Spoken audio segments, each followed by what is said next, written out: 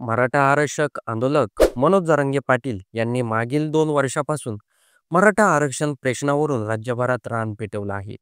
जरांगे पाटील यांच्या बाबतीत वेगवेगळे दावे केले जातात.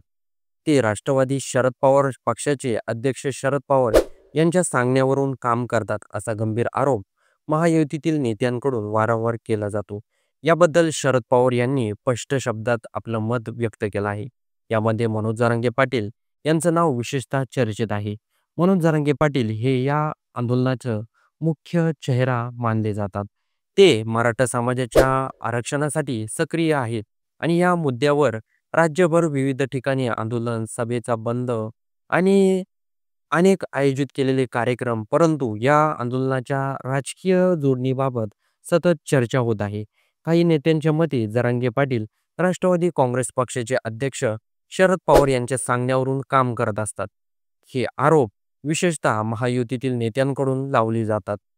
मनोज जरांगे पाटील हे मराठा समाजाच्या आरक्षण हक्कासाठी 2 वर्षापासून सक्रिय आहेत. त्यांनी राज्यभरात अनेक ठिकाणी आंदोलन केले आहे. नाशिक, पुणे, छत्रपती संभाजीनगर, ठाणे आणि इतर जिल्ह्यातही याचं मुख्य उद्दिष्ट म्हणजे मराठा समाजाला ओबीसी अन्य मागासवर्ग श्रेणीतील आरक्षण मिळवून देणे. त्यांनी सरकारला सतत पत्रे लिहिली आहेत. राज्यभर आंदोलनाचे आयोजन केले आहे आणि माध्यमातून आपली मागणी प्रकट केली आहे. मनोज जरांगे यांची भूमिका समाजात निश्चित आहे. काही लोक त्यांना समाज हितासाठी झटणारे नेते मानतात. काही राजकीय गट त्यांच्यावर राजकीय हात असल्याचा आरोप करतात. शरद पवार यांनी नाशिकमध्ये या आंदोलनाबाबत स्पष्ट मत व्यक्त केलं आहे. त्यांनी सांगितलं आहे की कुणी काही म्हणत असलं तरी मनोज जरांगे यांच्या मराठा आरक्षणाच्या बाबतीतच्या आंदोलनाशी आमचा कवडीचाही संबंध नाही. सामाजिक ऐक्य हे महाराष्ट्राचे विशिष्ट राहिलेले नाही. मात्र या ऐक्याला तडा बसतोय याचा अर्थ स्पष्ट आहे. राष्ट्रवादी पक्ष या आंदोलनाशी थेट निगडीत नाही आणि समाजातील ऐक्य टिकवणे हे त्यांच्या प्राथमिक उद्देश आहे. पवारांनी पुढे असंही म्हटलं, समाजामधील कटुता टाळणे गरजेचं आहे. सर्वांनी एकत्र चर्चा करून मार्ग शोधला पाहिजे.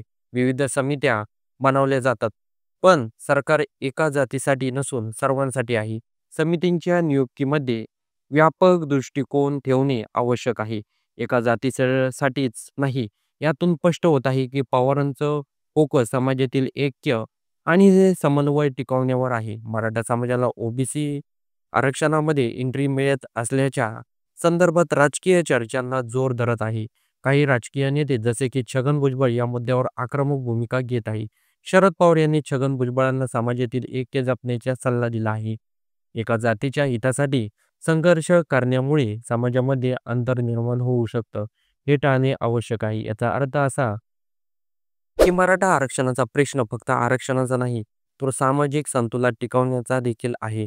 मराठा आरक्षण आंदोलनाशी संबंधित आरोपावर बोलताना अनेक नेते म्हणतात, जरांगे पाटील राष्ट्रवादी काँग्रेस पक्षाचे निर्देशनाखाली काम करत असतात. महायुतीचे नेते या आंदोलनावर शंका व्यक्त करत असतात. परंतु शरद पवार यांनी स्पष्ट मत व्यक्त केलं आहे. त्यांनी म्हटलं आहे की आमचा जरांगे पाटील आणि त्यांच्या कुठल्याही शिष्टमंडळ किंवा कोणाशी काही संबंध नाही, असं मत शरद पवार यांनी व्यक्त केलं आहे. या संपूर्ण घडामोडीबद्दल तुमचं काही मत असेल तर कमेंट बॉक्समध्ये नक्की कळवा.